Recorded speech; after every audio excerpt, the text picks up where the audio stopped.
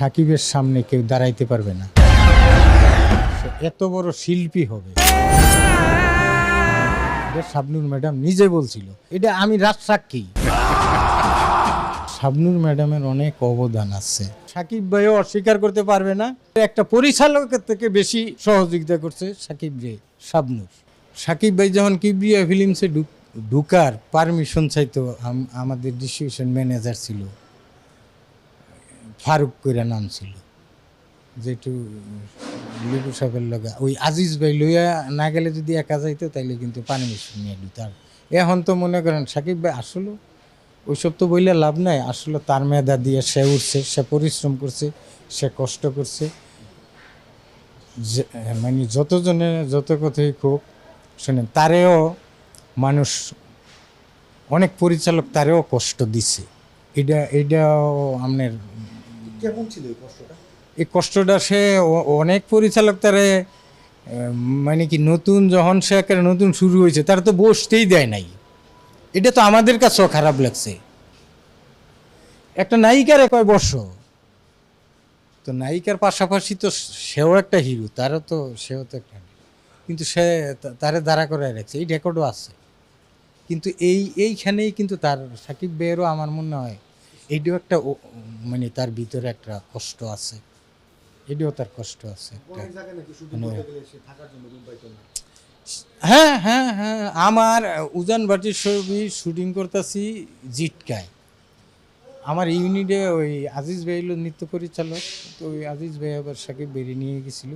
আসলে আমার ইয়েও ছিল না, ওই থাকার জায়গার মানে একটা ইয়েও ছিল না। তারপরও আমরা কইরা আজিজ ভাইরে অন্য একজনের আজিজ ভাইরে অ্যাসিস্ট্যান্টে বার কইরা, পরে আজিজ ভাইরে বার করছি। এরা তিনজন থাকতো, তো একজনের বার কইরা আরেকটা খাট আলাদা কইরা ওই জিটকা মানিকগঞ্জে শুটিংয়ে গেছিলো। তো অনেক সময় এটা ঠিক আছে, হ্যার কথা এটা মিথ্যা না, অনেক করছে, এটা অনেকে করছে। সে যেটা বলছে এটা মানে একের যে মিথ্যা বলছে তা না। সাকিব ভাইয়ের নতুন বেলা একটু ইয়েই করছে, অ্যাবাউট করছে। কিন্তু আপনারা তো তার কাজ দেখে বুঝছিলেন যে সে এক সময় সুপারস্টার। ওরে বাবা, এটা আমারে বলছিল শাবনূর, যে নজরুল ভাই, আমার তো সবসময় ভাইকেই তো নজরুল ভাই, সে যে আমারে বলছিল বাবু ভাই, যে নজরুল ভাই এই ইন্ডাস্ট্রিতে শাবনূর ম্যাডাম বলছিল যে সাকিবের সামনে কেউ দাঁড়াইতে পারবে না, সে এত বড় শিল্পী হবে। আমি কি ফোন কি কয়, হ্যাঁ কয় দেখেন আমার কথাটা, এটা শাবনূর ম্যাডাম নিজে বলছিল এবং আমার সাথে বলছে। এবং আমনে দরকার বলে যদি কখনো মনে করেন, উনি তো বাইরে থাকে, দেশের বাইরে থাকে, আইসা করবে, তো আসলে আপনি আলাপ করে দেখেন যে নজরুল আপনার এই ব্যাপারে একটু গল্প করছে, আমার সাথে বলছে যে দেখেন হ্যাঁ দইরা রাখেন, কাজে লাগবে ইন্ডাস্ট্রি। তবে শাবনূর ম্যাডামের অনেক অবদান আছে তার এই অভিনয়ের দিক দিয়ে। সে অনেক হেল্প করছে, অনেক সহযোগিতা করছে। কিন্তু এক সময় নাকি শাবনূর সাকিবের সাথে অভিনয় করতে চাইতো না। এইটা মধ্যখানে মনে হয় দুই একটা হয়েছে। এইটা হয়েছে যে শাবনূর ম্যাডাম এমন একটা আর্টিস্ট, আপনি তার রেমিউনেশন যেটা আছে পাঠাই দিবেন। আপনি যদি বলেন যে তার একটা কলা গাছের সাথে সে অভিনয় করবে, শাবনূর ম্যাডাম তাই করতো। তার মানে হচ্ছে সাকিব খানের সাথে না করতো কারণ নাই, সে তো সাকিব খানের তো সাপোর্টই দিয়ে গেছে। এটা আমি রাজসাক্ষী।